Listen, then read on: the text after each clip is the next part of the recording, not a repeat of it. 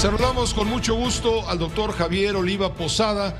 Él es experto en temas de seguridad, es catedrático de la Facultad de Ciencias Políticas y Sociales de nuestra Universidad Nacional Autónoma de México. Él entiende muy bien el mapa nacional en términos de seguridad justamente, y valdrá mucho su comentario a todo lo que está ocurriendo en este momento que nos tiene a todos, independientemente del color o de la ideología, nos tiene a todos ciertamente preocupados. Sobre todo cuando el presidente de la República está diciendo que hay en este momento en el Estado mexicano hay gobernabilidad y hay estabilidad, pero que hay mucho fuego atizado por sus adversarios a través de medios de comunicación conservadores que están creando amarillismo y sensacionalismo.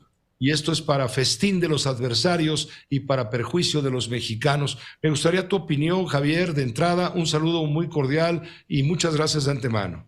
Gracias a ti, Pepe, nuevamente por darme la oportunidad de participar en tus reconocidos espacios noticiosos. Sí, en efecto, hemos venido viviendo en los últimos días una serie de evidencias en términos de la capacidad de la delincuencia organizada, los incendios, que siempre son muy mediáticos, por llamarlo de alguna manera, y que de alguna forma también a lo largo y ancho, sobre todo en el norte del país, se han estado observando este tipo de reacciones.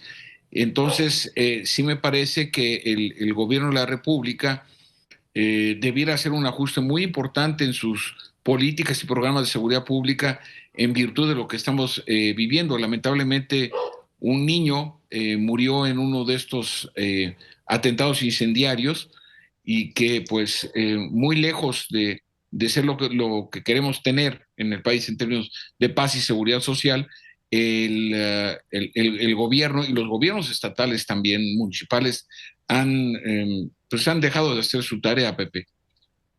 Ciertamente hoy el secretario de Gobernación, Adán Augusto López Hernández, dijo que los hechos más que nada tienen que ver con asuntos de carácter propagandístico entre las bandas criminales, y se convoca, esto lo dijo en el contexto de la reunión que hubo hoy con los miembros del llamado Gabinete de Seguridad, que dijo los hechos de violencia no deben ser magnificados, Javier Oliva.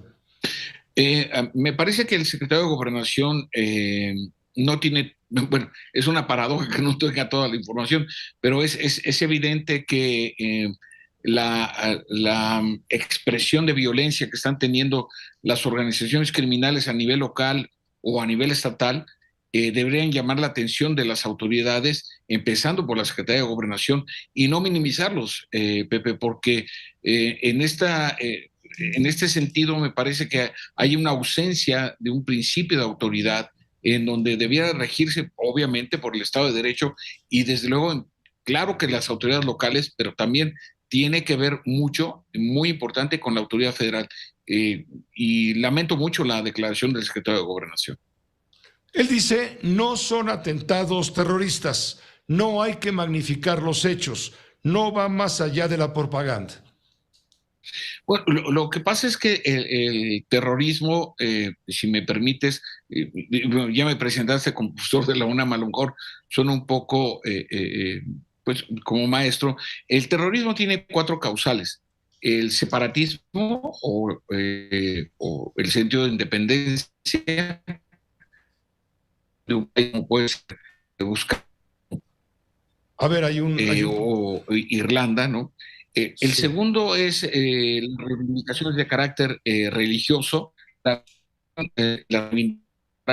étnico y ideológico. Usualmente las cuatro causales se mezclan, pero en el caso de las organizaciones criminales mexicanas les estaríamos haciendo un favor. Te voy a interrumpir porque tuvimos perdimos un momento la señal. Tú consideras que esto no son actos terroristas, No, porque no. el terrorismo está integrado o concebido bajo cuatro causas. Brevemente, ¿cuáles son? Me decías, la uno es el separatismo. Separatismo, Sí, reivindicaciones étnicas, religiosas e ideológicas. correcto. Y no es el Y caso. En este caso no hay tal. no, puede haber técnicas de terror, pero conferirles el nivel de terrorismo a las organizaciones criminales mexicanas les estamos haciendo un favor. Y fíjate que a propósito de antes de esta oportunidad que me estás brindando, Pepe, en Dakota del Norte hay ya con un juez federal, hay una demanda contra organizaciones criminales mexicanas ya acusadas como terroristas, por la familia Levarón, a propósito de la anterior nota. Entonces, sí es muy importante porque en el nivel para los terroristas no hay fronteras. Y eso es muy importante plantearlo, sobre todo, imaginemos el principal bloque comercial del mundo, Canadá, México, Estados Unidos, que tenga uno de los tres socios que tenga presencia de organizaciones terroristas. Entonces, sí es muy importante precisar los conceptos para no darle una magnificencia o una visión de largo aliento en términos del derecho internacional, Pepe.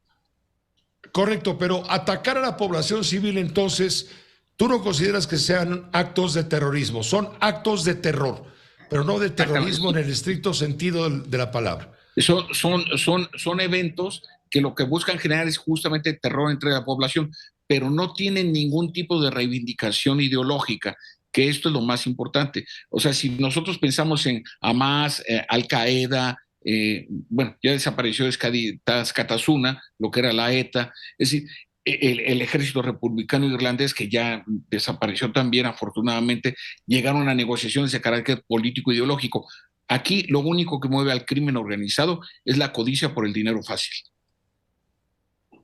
Comenta hoy en su colaboración con el periódico Reforma el maestro Jesús Silva Herzog Márquez, él es colaborador en este espacio, tú lo sabes, y comenta algo que me parece interesante, vale la pena leerlo, lo titula Nuevo Orden, y dice, entre otras cosas, la violencia y la intimidación, el temor y la ilegalidad configuran el nuevo orden público. No podemos seguir imaginándolos como manchas de un régimen liberal, perturbaciones momentáneas de la tranquilidad. El crimen se ha convertido en un régimen que impone sus reglas en todos los ámbitos de la vida social. Todos los ámbitos son todos.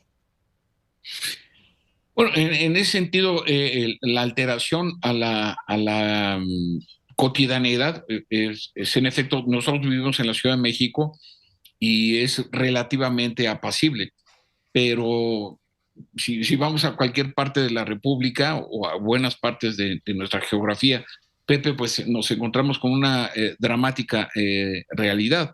Aquí lo relevante, desde mi punto de vista, y ahí tiene mucho que ver la presencia de la Guardia Nacional, la presencia de las Fuerzas Armadas, en términos de tratar de contener y someter a la actividad criminal. De tal manera que si nosotros observamos cómo se ha ido diversificando la actividad criminal, en donde las personas se marchan de sus casas, familias enteras, un fenómeno, Pepe, que no habíamos visto en México, que es la migración forzada interna. Es decir, como consecuencia de la violencia criminal, cientos de familias abandonan sus precarias propiedades, perdón si soy un poco fuerte con lo que estoy diciendo, pero se marchan con tal de salvar la vida, Pepe. ¿Qué te parece lo que dijo el presidente hace unos días, señalando que él va a dejar las cosas de tal forma que el ejército deberá permanecer en las calles en labores de seguridad social cuando él haya terminado su régimen? Bueno, es una declaración muy audaz, Pepe, porque él va a dejar de ser, constitucionalmente hablando, es el presidente de los Estados Unidos mexicano y comandante de las Fuerzas Armadas, comandante supremo. Entonces, me parece que él no puede imponerle a quien le vaya a suceder en el cargo, independientemente de qué partido sea, no le puede imponer una decisión de esta naturaleza. Yo quiero pensar que fue un dislate, una salida de tono del presidente, pero eso no, el poder presidencial no se comparte. Pues muchas gracias, gracias por supuesto, doctor, por permitirnos esta conversación con la audiencia de Grupo Fórmula principalmente. Gracias a ti, Pepe, como siempre es una oportunidad para mí poderme dirigir a tu amplio auditorio.